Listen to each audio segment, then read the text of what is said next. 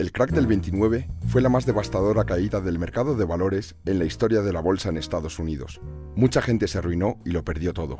A este crack le siguió una fuerte crisis económica, conocida como la Gran Depresión. En este vídeo os vamos a contar la historia que creíamos que nunca se iba a volver a repetir. Miércoles 23 de octubre de 1929. Los precios se desploman en el mercado de valores de Nueva York, la bolsa neoyorquina situada en el número 11 de Wall Street. Los inversores están sorprendidos y preocupados. Durante años, los precios de las acciones no habían parado de subir. A ese miércoles le sucedió el Jueves Negro. De repente, la bolsa de Nueva York se llenó de gente que en vez de comprar quería vender. Dicen que hubo gritos, llantos y empujones en el parqué. En las calles aledañas se congregó una gran multitud. Para entender el crack, debemos retroceder una época. En 1919, los Estados Unidos habían emergido como primera potencia tras la Primera Guerra Mundial. Estados Unidos estaba viviendo una etapa de su historia muy gratificante y placentera, que creían duraría para siempre. Eran los felices años 20. Las fábricas americanas producían productos para la vieja Europa. Para costear la guerra, el Estado había emitido unos bonos, llamados bonos libertad. Si pagabas por dichos bonos, el Estado te devolvería el precio de los bonos con intereses. Por primera vez, los ciudadanos vieron que podían obtener rentabilidades interesantes por sus ahorros. Así, Charles Mitchell, presidente del National City Bank, viendo que se acababa de crear un público con tendencia a invertir, decidió sacar al mercado bonos corporativos o acciones, y le dijo a la gente que eran inversiones fiables y con poco riesgo. Pronto, los bancos empiezan a sacar nuevos productos financieros, abriendo también el grifo para que la gente acceda al capital. Por primera vez se instala el compre ahora y pague después. El acceso al crédito era facilísimo y todo el mundo, desde el director de un banco hasta un limpiador de zapatos, podía endeudarse y vivir por encima de sus posibilidades. En esta expansión de crédito tuvo mucha culpa la recién creada Reserva Federal en 1922, bajando los tipos de interés a niveles históricamente bajos, hinchando una burbuja inflacionista e iniciando una borrachera bursátil. La bolsa, en aquel entonces, era un mercado en el que solo invertían expertos, muy restringido al público y se acomodaba como un mercado competitivo, rigiéndose a las leyes de oferta y demanda. En este punto, el mercado especulativo se abrió a todo el mundo. Todo el mundo quería su tajada. Mitchell abrió agencias de corretaje por todo el país. Eran lugares donde se podía invertir en bolsa, se actualizaban los valores a cada segundo y era necesario acudir para poder comprar o vender. Allí se te proporcionaba un papel para dar validez a tu compra o venta y este debía ser conservado. Y llegó al alcance de todo tipo de personas en Estados Unidos. La gente estaba encantada. Se creó un mercado alcista que parecía que no bajaría nunca. En los años 20 se llegaban a obtener grandes beneficios con un capital pequeño. La situación se embelleció aún más por la venta de acciones a crédito. Si querías comprar acciones, pedías dinero prestado a un tipo de interés muy bajo. Total, en un mercado alcista, al vender vas a recuperar tu dinero y al final salías ganando. El mundo se endeudaba y las agencias permitían un apalancamiento 1:10, es decir, invertir una suma 10 veces superior a tu capital real.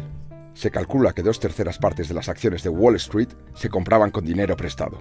La bolsa sube o baja rigiéndose por la ley de la oferta y la demanda, es decir, de lo que la gente está dispuesta a pagar. Aquí la demanda crecía sin precedentes. En vista del gran beneficio que todo el mundo estaba obteniendo, la gente no le importaba cuánto pagar por las acciones, siempre y cuando subieran. Este exceso de demanda provocó que los valores creciesen y creciesen sin control. Fuese de la empresa que fuesen, no importaba por qué estaban subiendo, siempre subían. Por lo tanto, el precio de las acciones se empezó a inflar, alejándose de sus valores reales. Así es como se crean las burbujas. Paul Warburg, un banquero estadounidense, lanzó un aviso de la burbuja que se había creado y avisó de una enorme depresión, pero nadie le quiso escuchar, lo hicieron callar. Nadie escuchaba a las personas que querían pisar la realidad y la gente seguía envuelta en su sueño americano. Se continuó invirtiendo mucho y aumentando la burbuja. Hubo un momento en el que algunos inversores profesionales se dieron cuenta de que el mercado se estaba sobrecalentando. Los más profesionales y astutos se salieron, como Kennedy, el padre del que luego sería presidente de los Estados Unidos. Llegó a decir: si un limpiabotas sabe tanto como yo sobre el mercado de valores, tal vez es la hora de que yo lo deje. Así llegamos al punto máximo y de inflexión de la burbuja. La tendencia de los valores se iba invirtiendo levemente. El mercado se había vuelto más volátil y el malestar aumentaba.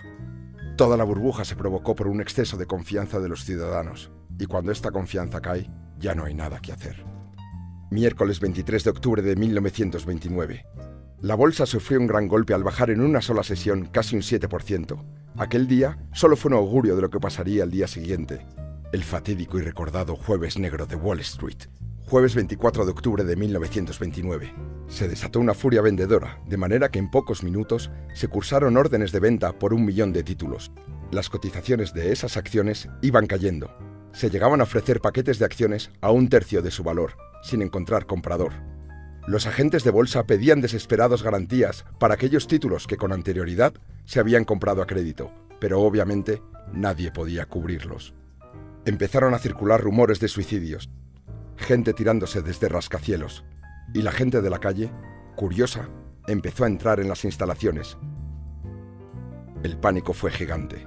La policía de Nueva York tuvo que tomar posiciones para evitar posibles disturbios. Ya se había roto la burbuja.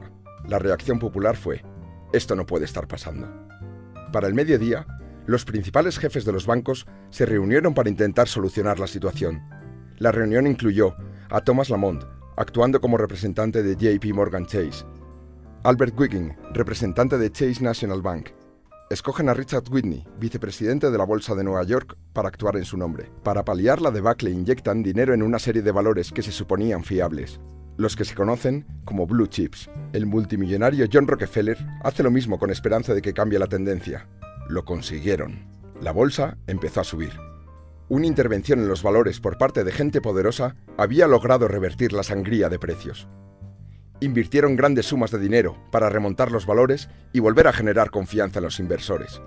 El mercado remontó, incluso los periódicos anunciaban: la crisis de la bolsa ha pasado, pero esta inyección de confianza no fue suficiente.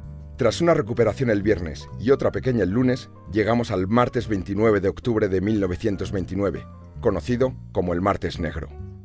El índice de la bolsa descendió más que ninguna otra jornada de la bolsa en la historia de Nueva York.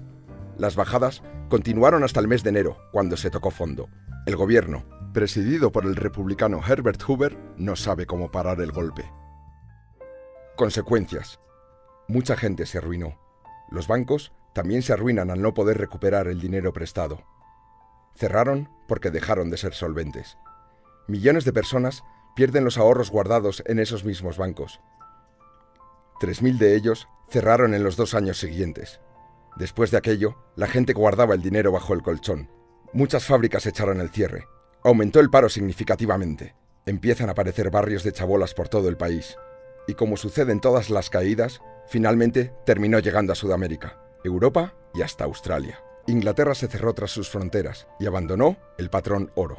El paro se disparó en Francia e Inglaterra. El malestar y la crispación social, producto de la crisis económica, se disparó en Alemania. Un joven soldado austriaco empezó a abrirse paso como el símbolo de la salvación económica y el poderío alemán. Se llamaba Adolf Hitler.